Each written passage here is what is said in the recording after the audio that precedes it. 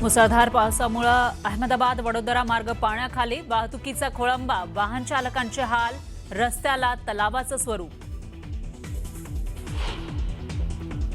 आसाममध्ये पुराचा हाहाकार, 16 जिल्हे पाण्याखाली, 100 पेक्षा जास्त जण बेपत्ता, 50 पेक्षा जास्त नागरिकांनी गमावला जीव। नाशिकमध्ये मुसळधार पावसानंतर गंगापूर धरणातून विसर्ग, गोदावरीला पूर, दुतोंड्या मारुतीच्या गळ्यापर्यंत पाणी। बोईसरमध्ये मुसळधार पावसानं हाल बेहाल, प्रशासनाकडून अडकलेल्यांचं रेस्क्यू, 2 महिन्याच्या चिमुकल्याचंही केली सुटका। पालघरच्या सायबन वाघाडी मार्गावर पुराच्या पाण्यात अडकली लालपरी, दोरीच्या सहाय्यानं 6 जणांचं रेस्क्यू।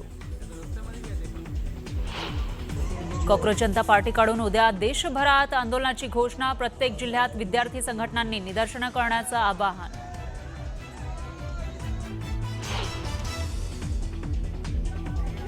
दिल्लीत राजकीय वातावरण तापलं, राहुल गांधींसह इंडिया आघाडीच्या खासदारांचं महात्मा गांधींच्या स्मृतीस्थळी जाऊन अभिवादन।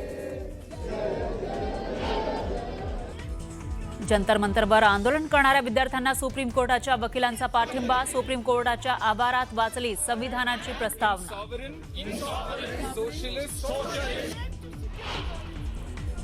आणि मुंबई महापालिकेमध्ये सत्ताधारी विरोधक भिडले, दिल्लीतील विद्यार्थ्यांवरील लाठीचार्जचा निषेध करत विरोधकांची घोषणाबाजी।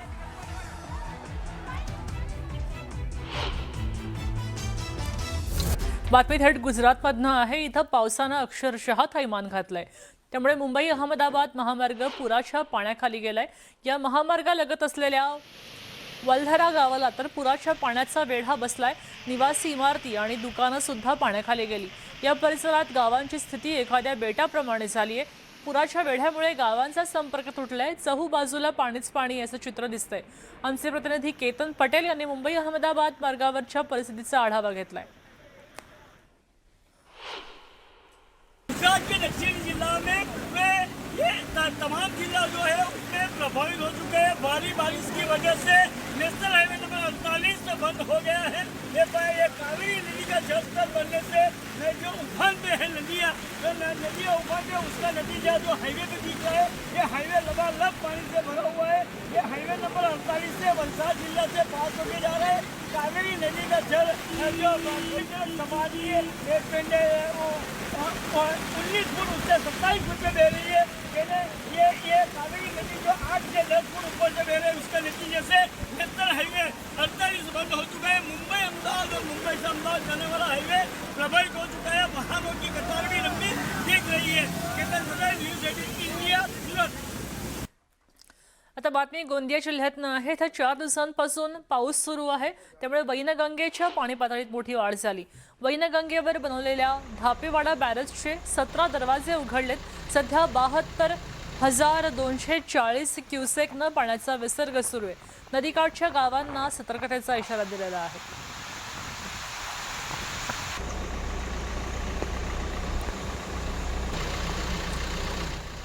इगतपुरीमध्ये सुद्धा पाऊस सुरूच आहे, त्यामुळे पिंपरी शिवारातल्या नदीला पूर आलेला आहे। आदिवासी कुटुंबियांच्या घरामध्ये इथं पाणी शिरलंय।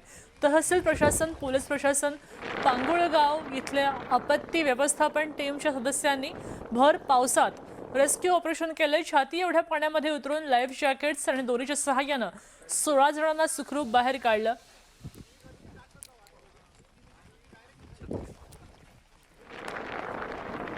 आता बातमी कोकणात नाही। सिंधुदुर्ग जिल्ह्यामध्ये आठवडाभर सतत पाऊस पडतोय, त्यामुळे पाणी क्षेत्रामध्ये वाढ झाली आहे।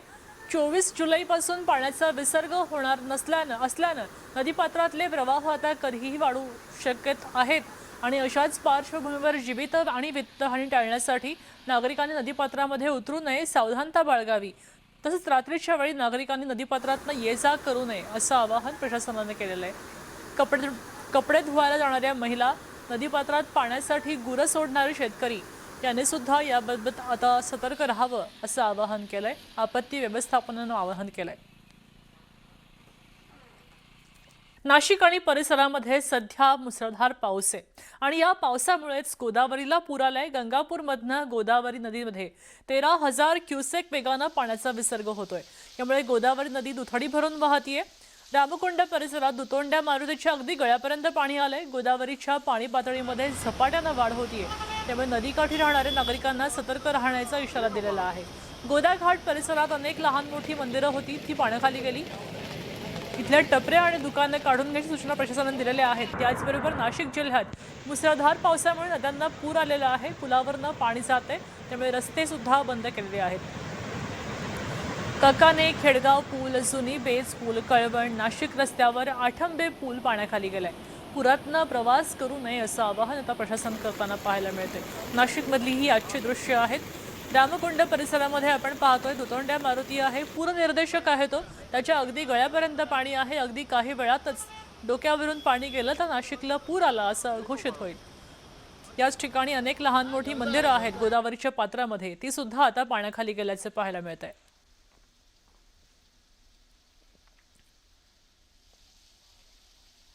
वर्षाचे 8 महिने खरंतर झुळझुळू वाहणारी ही नदी पावसाळ्यात मात्र दुथडी भरून वाहू लागते. अगदी पहिल्यानंतर दुसऱ्याच पावसामध्ये तिला पूर आल्याचं पाहायला मिळत आहे.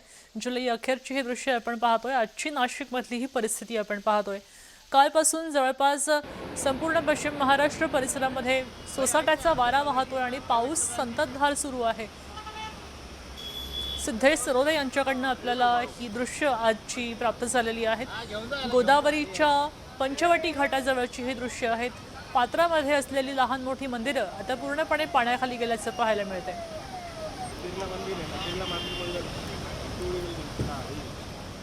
गेले काही दिवस मुंबईमध्ये अनेक ठिकाणी विद्यार्थी आता आंदोलन करतायत. या आंदोलनामध्ये मोठ्या संख्येनं तरुण उपस्थित राहिले आणि त्यातल्या अनेकांनी पोलिसांनी त्यांना ताब्यातही घेतलं. यात सगळ्यात जास्त चर्चेत आलेली तरुणी म्हणजे शेतकरी कामगार पक्षाची साम्या कोरडे. साम्या कोरडे हिला पोलिसांनी घरातनं ताब्यात घेतलं. सुरुवातीलाच काही दिवसांपासून साम्या ही आंदोलनात सक्रिय होती. ती स्वतः जंतर मंतरवर सुद्धा उपस्थित होती. मात्र मुंबईत आंदोलन सुरू करायची संकल्पना घेत ती पुन्हा मुंबईत आली. काही लोकांशी बोलून साम्यानं मुंबईत सुद्धा आंदोलन पुकारलं. सरकारवर अनेक आरोप तिने यावेळी केलेले आहेत. काल पण आपण पाहिलं की एक ॲक्ट्रेस आहे, तिने पोलिसांची गाडी अडवून धरली होती, किंवा मुलं जी आहेत, विद्यार्थी जे आहेत, पोलिसांची हुज्जत घालतायत.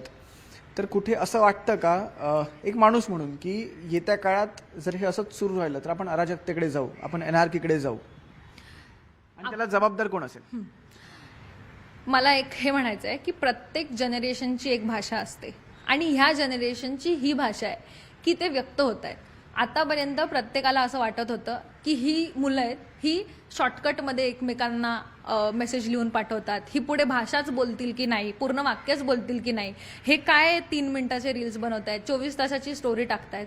पण आत्ता ज्यावेळेस ही मुलं रस्त्यावरती येत आहेत आणि स्टेट करतायत एक एक वाक्य, आणि त्या एकेका वाक्यामध्ये पॉवर आहे, आणि ते न घाबरता क्वेश्चन करतायत अथॉरिटीला, त्यांना त्यांचे हक्क आणि अधिकार माहिती आहेत आणि फिअरलेसली ते मैदानात उतरतायत की आपल्याला डिटेन केलं जाणार आहे, डिटेन केल्यानंतर आपले राईट्स काय आहेत, आपल्यावरती FIR झाली आहे, तरी ते क्वेश्चन करतायत.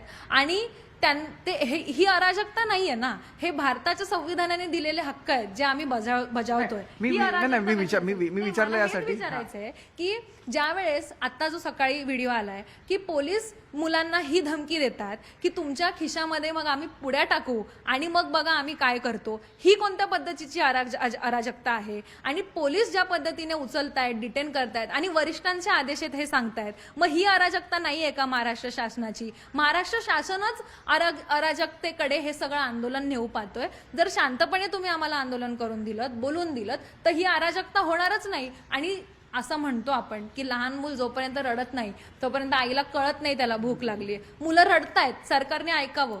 हे आंदोलन जे आहे हे सामान्य नागरिकांचं आहे, हे विद्यार्थ्यांचं आहे. अजूनही आंदोलनाला फेस नाही. या आंदोलनाचा फेस हे आंदोलक आहेत. एव्हरी पर्सन जो या आंदोलनात सहभागी होतो तो या आंदोलनाचा फेस आहे. त्याचा कुठेतरी बेनिफिट झालेला आहे.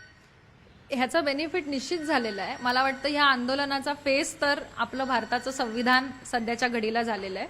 आणि ही मुलं ज्यावेळेस तुम्ही सुरुवातीला ओपनिंगला म्हणालात की ज्या विद्यार्थ्यांच्या हातात पुस्तकं असायला पाहिजेत त्यांच्या हातात पोस्टर्स आहेत, पण ते पोस्टर्स पण जर तुम्ही बघितले तर संविधानाच्या एक एक ओळी त्या पोस्टर्समध्ये मावतील अशी ती पोस्टर्स आहेत. त्यामुळे ती पोस्टर्स पण एका पुस्तकापेक्षा कमी नाही आहेत. पण तुम्ही काही बघू शकता, मुलं पुस्तकं पण हातात घेऊन येत आहेत.